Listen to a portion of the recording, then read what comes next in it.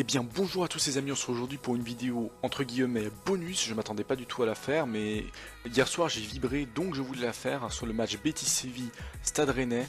C'était exceptionnel, victoire 3-1 du Stade Rennais qui se qualifie pour les huitièmes de finale de cette Europa League, et ça pour moi c'est inattendu et c'est magnifique. Bon, mauvaise nouvelle dans le tas, c'est qu'ils affrontent Arsenal au prochain tour, mais ça on en parlera plus tard. Et donc Rennes, qui s'est passé hier soir, ils ont réalisé un exploit pour moi inattendu sur la pelouse du Betis. Ils ont mené 3-1 avec beaucoup de réussite au match aller. Et ils se sont fait rejoindre 3-3 et le Betis Séville avec 75% de possession. Donc au vu du match aller, sachant qu'un match nul ne suffirait pas au match retour au Stade Rennais pour se qualifier, ils étaient à 14% de chance de se qualifier selon les statistiques, donc c'était vraiment extrêmement faible. Donc moi je me suis dit, c'est terminé, Rennes a perdu, Rennes éliminé, mais ce qui s'est passé est exceptionnel. Alors déjà, les points positifs du match, on a eu des matchs au milieu de terrain exceptionnels de Bourigo et Grenier qui a été un duo mais énorme.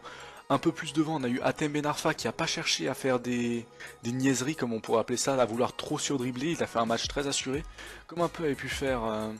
Comme un peu s'était calmé Pogba pendant la Coupe du Monde. Bon, ça n'a rien à voir, hein. Le niveau, je compare pas le niveau de Pogba et Ben Arfa, je dis simplement que Pogba avant la Coupe du Monde, c'est vrai qu'il essaie d'en faire un peu trop avec l'équipe de France, tenter des grosses frappes, faire beaucoup de gestes techniques. Et pendant la Coupe du Monde, il a essayé de plus jouer efficace, comme a fait Hatem Ben Arfa. Il a joué très efficace, il a pas fait beaucoup de gestes techniques, et notamment cette dernière impulsion à la 94e minute qui amène le but de Demba Nyang, qui est tout simplement magnifique. Alors les Rennais, ils ont mené 2-0 très rapidement sur un but de Ben Sebaini, si je dis bien, et un but de Ounou juste après. Et donc un 2-0 très très rapide, comme au match aller finalement ils ont été vraiment très très réalistes.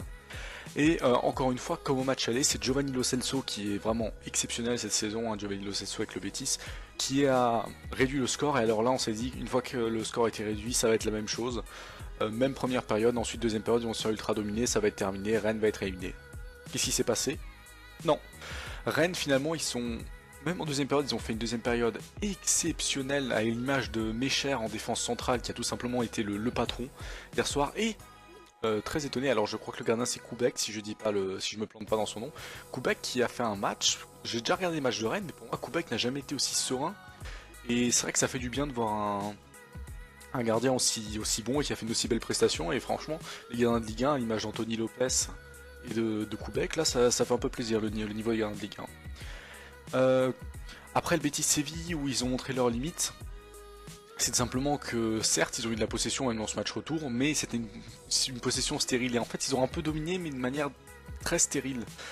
Et je pense aussi le fait qu'à l'aller il y a eu un joueur qui est rentré qui s'appelait Lainez, je sais pas si ça se prononce comme ça, et qui avait fait très très mal au Stade Rennais, qui a notamment beaucoup contribué au match nul 3-3. Hein. Et c'est vrai qu'il est rentré très très tard. Et ça après, bon bah ça, à mon avis, c'est un peu une erreur de coaching. Là, je pense qu'il y a eu quelques erreurs de coaching de la part du coach du Betis, qui a fait du bon boulot, qui a fait enfin du boulot positif du côté du Stade Rennais. Hein. Première fois qu'un club français élimine un club espagnol. C'est déjà, je pense, une très bonne nouvelle, surtout pour le Stade Rennais. Stade Rennais qui était jamais arrivé en 16e de finale, qui maintenant arrive déjà en 8e de finale. Maintenant, passons un peu sur le prochain match, le match contre Arsenal. Alors ça va être quand même beaucoup plus compliqué et très difficilement prenable, même si on a vu que le Bate Borisov a réussi à battre 1-0 Arsenal sur sa pelouse. Il faut que le Stade Rennais fasse un très bon match sur sa pelouse. Alors j'ai pas vu le tirage au sort, du coup je sais pas si on reçoit au Roazhon Park au match aller ou si c'est au match retour. Ce serait mieux que le match au Roazhon Park se passe au match retour. Mais bon ça après j'ai pas vu, c'est peut-être le cas ou pas. Je vous avoue que j'ai pas regardé le tirage. Ça va être plus compliqué, est-ce que c'est possible de passer? Pour moi non, mais pour moi ça me serait déjà impossible contre le Betis. C'est le Betis qui n'est pas une équipe extrêmement inférieure à Arsenal, je pense que c'est Arsenal est meilleur forcément que le Betis Séville, pas forcément, je parle au niveau, excusez-moi, difficulté du championnat. Donc je dirais que ça va être un match très difficile, possible de passer, mais très compliqué, et ce serait vraiment encore une plus belle page de l'histoire qui s'écrirait, même si cette page de l'histoire qui a été écrite hier soir est déjà très très belle.